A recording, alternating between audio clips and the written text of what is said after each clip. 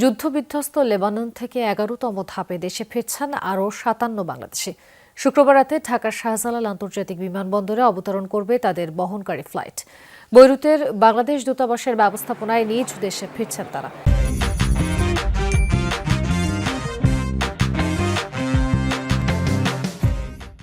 এর আগে বৃহস্পতিবার রাতে ১০ম ধাপে দেশে ফিরেছেন ৮২ বাংলাদেশি।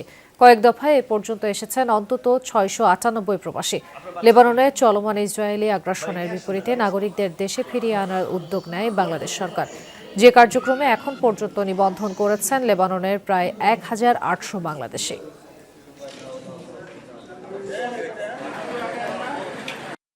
সাত মাস হয়েছে আমি আইছি, তো যে টাকা খরচ করে আইছি আমি এই টাকা তো উঠাইতে পারি নাই।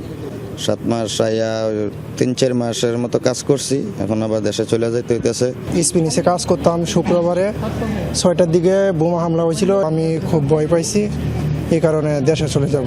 তো আমি অসংখ্য ধন্যবাদ জানাই বাংলাদেশ দূতাবাসকে।